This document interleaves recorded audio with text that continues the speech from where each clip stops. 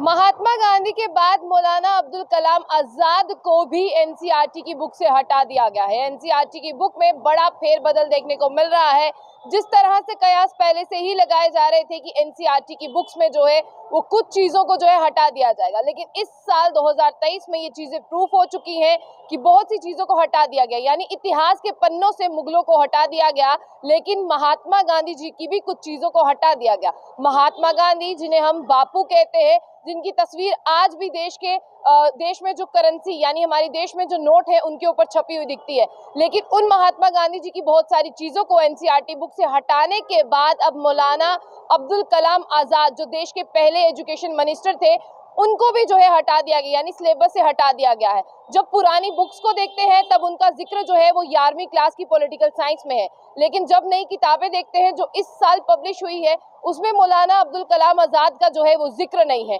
मौलाना अब्दुल कलाम आजाद का जो जिक्र है वो 11वीं की एनसीईआरटी की पॉलिटिकल साइंस में देखने को मिलता था, लेकिन अगर अब आप पुरानी बुक और नई बुक को उठाकर देखेंगे वो आपको नहीं मिलेगा। बहुत से इतिहास के पन्नों को इस साल जो है वो बदल दिया गया है। ये बड़ा फेरबदल जो है वो देखने को मिल रहा है। साफ तौर पर आपको बता दें कि इसके पीछे क्या एजेंडा है उसका तो पता नहीं, लेकिन बहुत सी चीजें जो है वो काफी सालों से यहाँ की जा रही थी कि इस बार इन्हें बदल दिया जाएगा। लेकिन मौलाना अब्दुल कलाम आजाद की बात करते हैं। संविधान क्यों और कैसे टाइटल के चैप्टर में जो है वो उनका जिक्र था, जिसमें संविधान सभा समिति में शामिल होने वाले सदस्यों में उनका भी एक बहुत बड़ा जो है वो जिक्र किया गया था, एक बहुत बड़ा उनका रोल था, लेकिन मौलाना अब्दुल कलाम आजाद का जिक्र अब हटा दिया गया है। यानी अब जो नए बच्चे 11वीं की पॉलिटिकल साइंस पढ़ेंगे उन्हें मौलाना अब्दुल कलाम आजाद यानी देश के पहले एजुकेशन मिनिस्टर के बारे में नहीं पढ़ना है। इतना ही नहीं, बीते दिनों में महात्मा गांधी की भी कुछ चीजों को हटाया गया, इंडियन नेशनल कांग्रेस को भी कुछ चीजों को हटाया गया,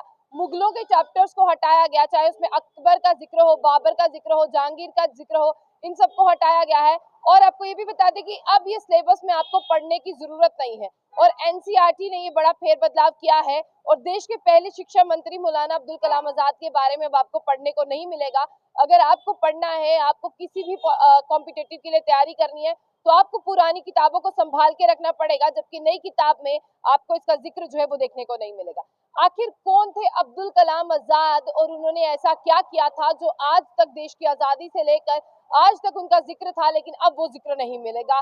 संविधान के जो यानी कॉन्स्टिट्यूशन के जो चैप्टर है जिनमें शिक्षा मंत्री को एनसीईआरटी की बुक से हटाया गया, जो देश के पहले थे, आपको बता दें संविधान क्यों और कैसे टाइटल में जो चैप्टर है वहां पर उनका जिक्र था, जिसमें संविधान सभा में शामिल होने वाले सदस्यों के साथ मौलाना अब्दुल कलाम आजाद का जिक्र हटाया गया।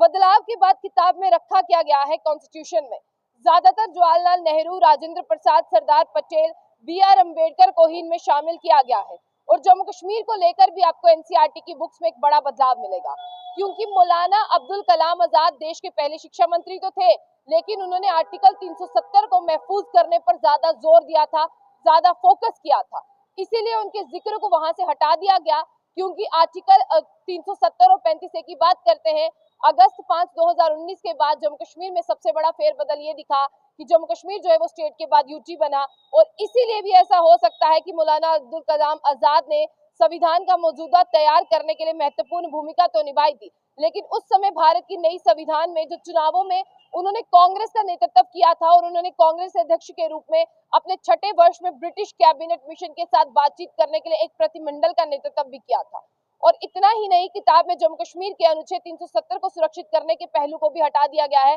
ताकि मौलाना अब्दुल कलाम आजाद का वो पन्ना ही हटा दिया गया जब उन्होंने बात की थी कि महफूज रहेगा 370। अब 370 तो नहीं है, इसलिए शायद हो सकता है उसके जिक्र को हटा दिया गया है। लेकिन आपको ये भी बता दें कि गांधी जी से भी जुड़ी हुई बहुत सी बातें हटाई हैं, गांधी जी की फिलॉसफियों को हटाया गया है, गांधी जी ने किस तरह से हिंदू मुस्लिम भाईचारा मेंटेन करने पर बल दिया था उसे भी हटाया गया है। और यहाँ पर आपको ये बता दें कि गांधी जी देश के वो शख्स है जिनका आजादी में सबसे पहले जो है वो जिक्र आता है, जिन्हें बच्चे बापू के तौर पर पढ़ते हैं, लेकिन अब लगता है कि आने वाली एनसीईआरटी के नए करिकुलम में आधी ही बापू की चीजें पढ़ने को मिलेंगी, आधा जो है वो पेरेंट्स को ही बताना पड़ेगा। एनसीईआरटी की बुक्स में बड़ा फेरबदल है। मुगलों को हटाने के बाद, गांधी जी को हटाने के बाद, इंडियन नेशनल कांग्रेस को हटाने के बाद अब देश के पहले शिक्षा मंत्री मौलाना अब्दुल कलाम आजाद को हटाया गया, लेकिन ये बहुत बड़ी बात है, अब बच्चों को देश के पहले शिक्षा मंत्री के बारे में पढ़ने को नहीं मिलेगा। और आपको अगर कॉम्पिटिटिव की तैयारी करनी है तो आपको पुरानी बुक्स को संभाल के रखना है, क्योंकि नई बुक्स में ये चीजें आपको देखने को नहीं मिलने वाली।